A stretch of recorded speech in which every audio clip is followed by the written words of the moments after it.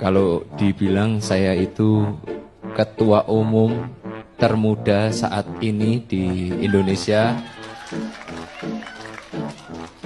dan kok ada kiu-kiu juga ya.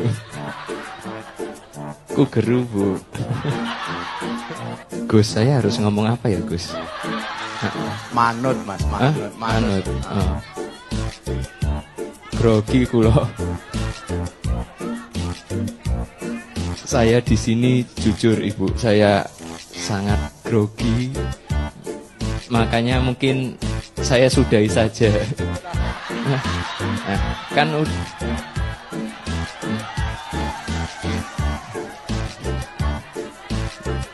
grogi Gus namanya juga ngomong di depannya Gus Miftah, ada emak-emak pakai bando Gus Miftah. Yaudah, saya kira biar nggak mengambil waktu yang lebih lama lagi, izinkan saya undur diri. Wassalamualaikum warahmatullahi wabarakatuh. Intinya itu sih teman-teman, nanti saya minta masukan ya. Pengen apa? Pengen ngasih masukan apa, tapi kalau bisa ngasih solusi sekalian ya. Jadi jangan kayak tanya jawab terus saya suruh ngasih solusi. Kalian yang lebih pintar dari saya, kalian yang ngasih solusi juga. Itu ya teman-teman semua ya. Sambil makan nggak apa-apa loh, bener. Kita santai. Saya juga model orang yang nggak suka ini orasi, yel-yel, pilih nomor ini, pilih nomor itu, enggak. Kita ingin jadi pendengar aja, kalian ngasih masukan, kita pokoknya santai aja. Jam 9 pulang ya, saya mau tidur. Jam 9 pulang ya, saya mau tidur. Ya, makasih ya, terima kasih. Wassalamualaikum warahmatullahi wabarakatuh.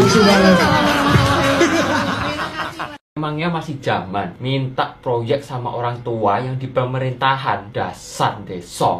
Malu dong sama embel-embel gelar yang kalian dapat dari kuliah. Apalagi kuliahnya di luar negeri. Balik ke Indonesia bukannya membangun Indonesia untuk lebih baik, malah ngehancurin, dasar katanya mau berbakti buat nusa dan bangsa, tapi yang ada apa? Malah ngancurin semuanya. Bukan begini caranya untuk membangun Indonesia yang lebih baik.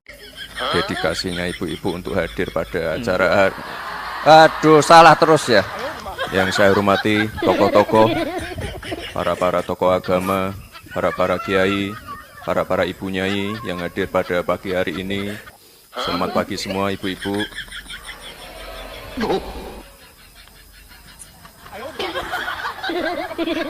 Sahabat.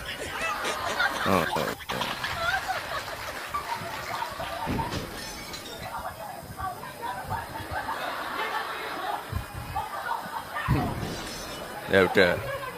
Selamat pagi para sahabat. Salam hangat dari Bapak Presiden kita, Bapak Prabowo Subianto. Baru saja saya nerima KTA PSI langsung diserang, dihujat, dihina. Saya sih biasa aja. Dosisnya masih rendah lah, dosisnya. Nggak sebanding yang dituduh PKI, antek Cina, anti Islam, plonga-plongo, ijazah palsu. Tapi yang aneh itu, dan saya bingung, kok ya istri tercinta saya ikut-ikutin diserang itu loh. Wong dia nggak ikut-ikutan, kecuali hanya memberi restu dan dukungan buat saya.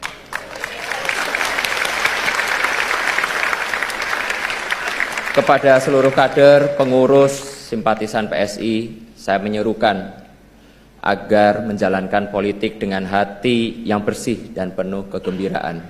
Banyak menebar senyum dan kebahagiaan. Jangan sampai mencela atau mencoba menjatuhkan pihak lain. Insya Allah akan terbuka 19 juta lapangan pekerjaan untuk generasi muda dan kaum. Ini pemberi kekuatan mental, kekuatan spiritual. Yang keempat, ini menjadi perekat dan penjaga kerukunan sosial.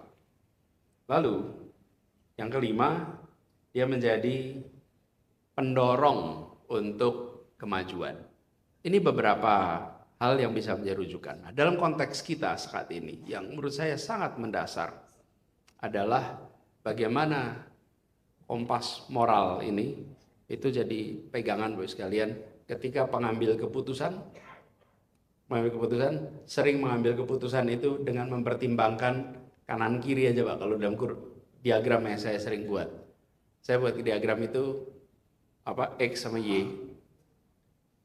Yang vertikal itu nilai, dan di sini peran agama, Pak. Lalu sumbu Y itu baik dan buruk, Pak. Untung dan rugi, manfaat dan mudarat.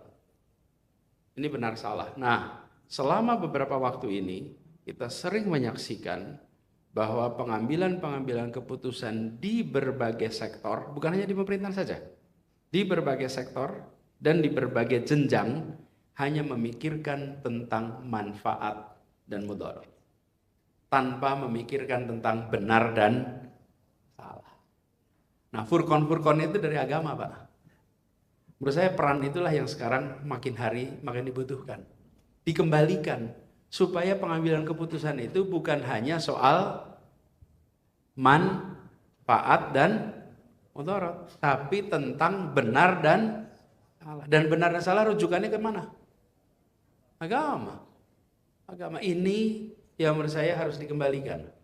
Nah, kita sering menemukan situasi di mana itu semua dihapus, kalau kita sebut namanya keputusan-keputusan yang pragmatik. Keputusan-keputusan pragmatik ini kalau dibiarkan terus-menerus, maka menjadi deretan hal yang namanya oportunistik. Karena semata-mata memperhitungkan dapat dan hilang. Dapatnya apa, hilangnya apa. Jadi saya melihat ini salah satu peran yang mendasar. Kemudian yang kedua tentang kekuatan mental spiritual. Ini soal karakter, Pak. Nah, ini tadi menjawab soal karakter juga. Karakter ini kalau bahasa, saya ngobrol sama anak-anak generasi baru, Bu. Nyebut karakter tuh belum tentu mereka paham. Dikira itu huruf di tulisan WA itu, Bu. Berapa karakter, Pak, katanya. Padahal maksud kita bukan itu gitu. Jadi mereka nangkap karakter aja, saya gunakan istilah kebiasaan. Karena kebiasaan itu lebih nangkep di anak-anak kita sekarang daripada menggunakan istilah karakter. Kebiasaan. Karakter ini, Bapak sekalian, atau kebiasaan ini, ya makasih. Kebiasaan ini membutuhkan rujukan, kebiasaan-kebiasaan apa saja yang harus dimunculkan. Dan di sini agama menjadi salah satu rujukan utama. Kebiasaan apa saja. Saya pernah menganjurkan bagi diri sendiri, keluarga, dan juga orang lain, masing-masing keluarga kita itu merumuskan berapa 10, 15 kebiasaan yang ingin ada di tiap keluarga. Dan bahasa sederhananya karakter. Dan itu sumbernya dari mana? Agama. Kita pengen 10 karakter, 15 karakter apa yang ada di tempat kita. Karakter itu namanya kebiasaan. Dan ini kalau diteruskan kebiasaan itu maka menjadi budaya. Dan kalau budaya diteruskan menjadi peradaban. Nah, itu mulainya dari kebiasaan. Jadi saya melihat ini salah satu rujukan. Nah, kita pernah memiliki satu era, Bapak sekalian, di mana agama menjadi inspirasi bagi semua. Bukan hanya di dalam urusan yang terkait konteks kita ini ilmu, pengetahuan, tetapi tentang mengatur. Halo teman-teman, berjumpa bersama saya di Politik Dangi. Kalau kita melihat bagaimana pidato dari Kaisang dan Gibran itu sangat-sangat jauh bagai bumi dan langit ya. Dengan Pak Anies Baswedan, teman-teman. Ini kedua anak muda yang sekarang menjabat jabatan strategis yang luar biasa di negara kita. Yang kakak sebagai wakil presiden, yang adik ya Kaisang adalah seorang ketua umum partai dengan jabatan yang luar biasa mentereng, teman-teman. Inilah kenapa sebabnya Pak Jokowi ya dan keluarganya selalu dikritik, selalu disindir sampai detik ini ya karena itu teman-teman. Karena Pak Jokowi mengizinkan anaknya mengikuti kontestasi Pilpres kemarin ya, padahal beliau masih menjadi presiden aktif. Dan berbeda dengan Anies Baswedan, tokoh politik yang sangat luar biasa, dikagumi banyak orang, meniti karir dari bawah dengan segudang ilmu, pengetahuan, ya, kualitas yang sangat mumpuni ya. Jadi tidak heran kalau Anies Baswedan itu dijuluki sebagai penerus presiden ke depan, akan menjadi presiden ke depan teman-teman. Kita yakin bahwa Anies akan memimpin negeri ini ya, dan memberantas semua mafia-mafia ya, mensejahterakan ekonomi. Bagaimana menurut kalian?